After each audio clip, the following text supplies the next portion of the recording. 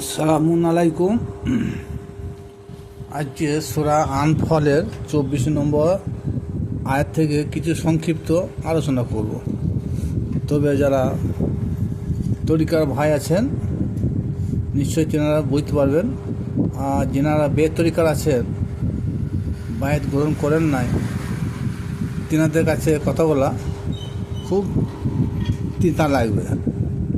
যাই হোক, আমার প্রতিটি ভিডিও সাধারণ অসাধারণ সকল ব্যক্তির জন্যে, কারণ কোরআন ছাড়া কিছু কথা লিখি না বা বলি না। যা কিছু বলা হয় কোরআনের আয়াত উল্লেখ করে কোরআনের তফসিলের উদ্ধৃতি দিয়ে বয়ান করি। তো যেটা বলতে চাইছিলাম, সূরা আনফলের 24 নম্বর আয়াত। এই আয়াতে আল্লাহ পাক রব্বুল আলামিন বলেন, ইয়া আইয়ুহাল্লাযীনা আমানু ইসতাজিবু লিল্লাহি ওয়া লির-রাসূলি ইযা জাআকুম লিমা ইউহয়িকুম। এর অর্থ আল্লাহ বলেন, হে ঈমানদার বিশ্বাসীরা, তোমরা আল্লাহ তার রসুলের ডাককে দ্রুত সাড়া দাও এবং যে কাজ বা যে বস্তুর জন্য আহ্বান করা হয় তাহাতে তোমাদের জীবন রয়েছে, যেটাকে প্রাণবন্ত বলা হয়। তাহলে এই যে সূরা আনফলের 24 নম্বর আয়াত, রসুল যখন তোমাদেরকে ডাক দেবে সেই ডাকে সাড়া দাও। কোরআন কিন্তু সর্বকালের জন্য প্রেজেন্ট টেন্স। আজ থেকে 500 বছর পর যে ছেলেটা আসবে তারও কাছে প্রেজেন্ট টেন্স, বর্তমান। সুতরাং এখন আমাদের রসুল কে হবে?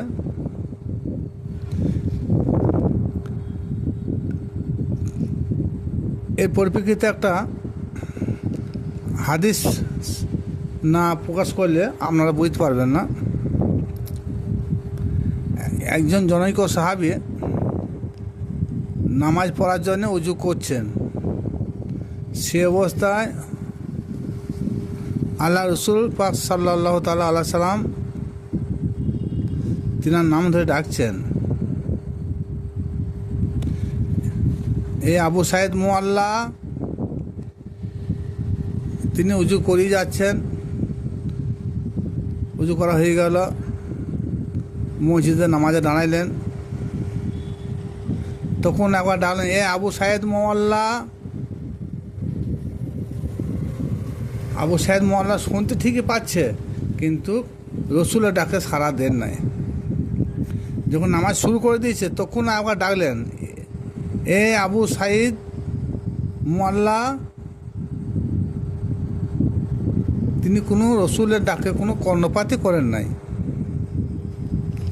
নামাজ শেষে সালাম ফিরে আল্লাহ রসুলের কাছে এলেন, ইয়া রাসূলুল্লাহ, ইয়া হাবিবাল্লাহ, আপনি আমাকে ডেকেছেন? বলছি, তোমাকে তো আমি এখন ডাকি নাই।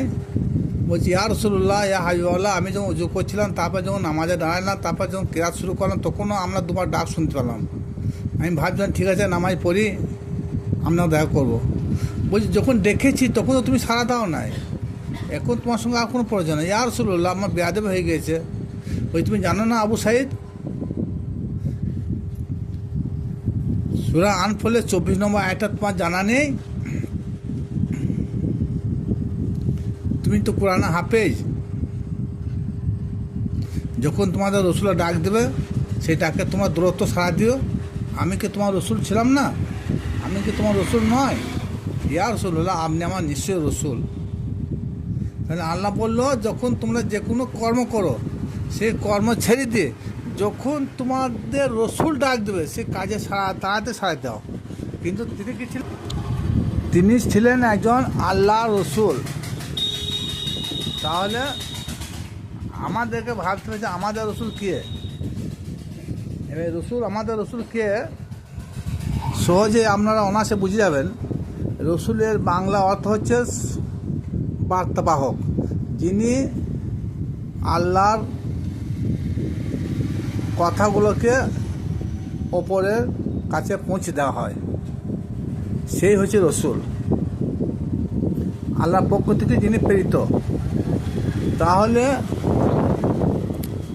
যারা বায়াত গ্রহণ করেছেন, যারা আর বায়াত গ্রহণ করেন নাই, তাদের কোনো রসুল নির্বাচন হয় নাই। আর যারা বায়াত গ্রহণ করেছেন, নিশ্চয়ই তিনাদের রসুল নির্বাচন হয়েছে। যার যার মসজিদ তার রসুল। কারণ রসুল বলতে গেলে সেই মোহাম্মদ মোস্তফা সাল্লাল্লাহু তাআলা আলাইহি সাল্লাম তিনার কথা নয়, তিনি হলেন একজন নবী। মোহাম্মদ একজন নবী এবং আল্লাহর রসুল, আল্লাহর বার্তাবাহক, যেটাকে রসুল বলা হয়। তাহলে বর্তমান যুগে আমাদের তো রসুল কে হবে? আমাদের রসুল হবে আমাদের কাছে যিনি কুরআন হাদিসে বানিয়ে আমাদের কাছে পৌঁছে দেবে, সেই হচ্ছে আমাদের রসুল। আর তিনি হলেন আমাদের প্রিয় মুর্শিদ, তিনি আমাদের রসুল। কারণ আগেও বলেছি, আবারও বলছি, রসুলের বাংলা অর্থ হলো যে বার্তাবাহক, যে আল্লাহর বাণী প্রত্যেকটা মানুষের দ্বারা দ্বারা পৌঁছে দেয়, প্রত্যেকটা মানুষের নিকট পৌঁছে দেয়। যিনি পৌঁছে দেন, যিনি প্রচার করেন, তিনি হলেন বার্তাবাহক বা রসুল। তাহলে যারা নিজের আপন মুর্শিদকে রসুল ভেবেছেন, তাদের উদ্দেশ্যে বলছি, যখন তোমাদেরকে যে কোনো উদ্দেশ্যে হয়তো পরীক্ষা করার জন্য তোমাদের প্রিয় মুর্শিদ ডাক দেবেন, এই আব্দুর রহমান, আব্দুল জব্বার, গোলাম কুদ্দুস, গোলাম রব্বানি, তখন হয়তো যদি আমরা নামাজও পড়েন, সে কর্তব্য হলো সে নামাজ ছেড়ে দিয়ে, যদি উজু করেন উজু ছেড়ে দিয়ে, যদি অন্য কোনো কাজ করেন, সমস্ত কাজ যখন তোমাদের রসুল তোমাদেরকে ডাক দেবে, সে কাজ দূরত্ব ছেড়ে দিয়ে আপন রসুলের ডাকে সাড়া দেয়া, তাতে পূর্ণটা বেশি হবে। এটা আমার কথা নয়, এটা মহান আল্লাহ পাক রব্বুল আলামিন তিনি ফরমাইয়েছেন। হয়তো কেউ বলবেন যে উনি নিজের ব্যক্তিগত ইচ্ছা থেকে এটা বলছেন। না, আমি নিজের ব্যক্তিগত মত থেকে কিছু বলি না, যা বলছি কোরআন থেকে বলছি।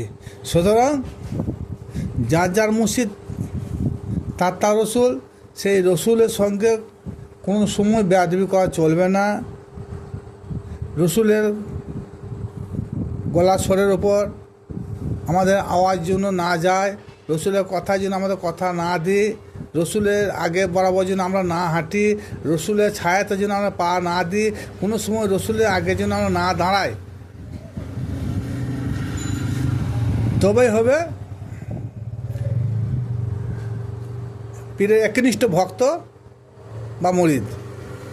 আর মুখেই শুধু মুরিদ হয়েছি, বায়াত গ্রহণ করেছি, পীর সাহেবের সঙ্গে দেখা নাই, পীর সাহেবের কোনো কথা মানতে পারি না, পীর সাহেবের সঙ্গে সালাম কালাম নাই, বছরে একবার যাই মনে হয় যায় না, এতে কী হবে? স্কুলে ভর্তি হওয়ার পর কোনো ছেলে সারা বছর যদি একবার না যায়, কি একবার গেল, তার পড়াশোনা হবে? কখন হবে না। সেই ছেলেটা পড়াশোনা হবে যে ছেলেটা কন্টিনিউ ধারাবাহিক স্কুল যাওয়া আসা করে। কারণবশত যদি ফেলে পড়ে, তাহলেও দেখবে মাস্টার তার প্রতি দয়া করে একটু, যে না, এই ছেলেটা কন্টিনিউ স্কুলে এসেছে, কেন ফেল পড়লো, নিশ্চয়ই আমাদেরও কিছু গাফলতি আছে, এরকম ভাববে। তাহলে আমাদের কর্তব্য যে আপন রসুল, আপন মুর্শিদ যখন আমাদেরকে যে কাজে আদেশ করবে, সে কাজ সঙ্গে সঙ্গে আমাদেরকে পালন করতে হবে, তিনার কথা মতো চলতে হবে, তিনার কথার বাইরে যেন না যায়, তিনার গলার আওয়াজ আছে, আমাদের গলার আওয়াজ যেন না বেশি হয়, কোনো বিষয় যেন মুর্শিদকে যেন আমরা আদেশ না করি। এটা হলো তরিকতের জন্যে খাস করে আলোচনা। তবে এটা কোরআনের আয়াত থেকে আমি তর্জমা করলাম, সবার জন্য এটা প্রয়োজন।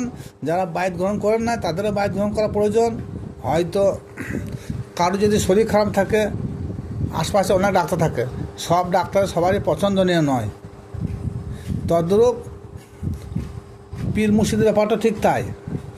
যাদের বাড়ির আশপাশে কোনো পীর মুর্শিদ আছে, স্থানীয় কোনো পীর মুর্শিদ আছে, সেটাও যদি পছন্দ না হয়, আরও দূর দেশে খোঁজ করুন, মেলা কামেল পীর পাবেন, সেখানে গিয়ে বায়াত গ্রহণ করুন, নিজের জীবনটাকে পুনরাবৃত্তি করুন। নচেত আপনার জীবন বা লাইফটা একদম পলিশ হয়ে যাবে। মৃত্যুর পর পরকালে আমরা নরক ছাড়া কেউ আটকাইতে পারবে না।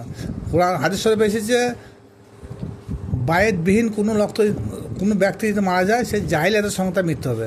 আর জাহিলিয়াতের সঙ্গে যে মৃত্যু, সে একমাত্র জাহান্নাম ছাড়া তার কোনো ঠাঁই নাই। খুব সংক্ষিপ্ত আলোচনা করলাম। রসুলের ডাকে আমাদের সাড়া দেওয়া কর্তব্য। আমাদের মসজিদ হলেন আমাদের রসুল। যার যার মসজিদ তার রসুল। প্রতি মুহূর্তে সর্বদা সর্বাবস্থায় সেই রসুলের ডাকে সাড়া দিতে হবে, রসুলকে অনুসরণ করতে হবে, রসুলের আনুগত্য করতে হবে, তবেই প্রকৃত মুমিন হয়ে যাবে, তার আগে নয়। খোদা হাফেজ।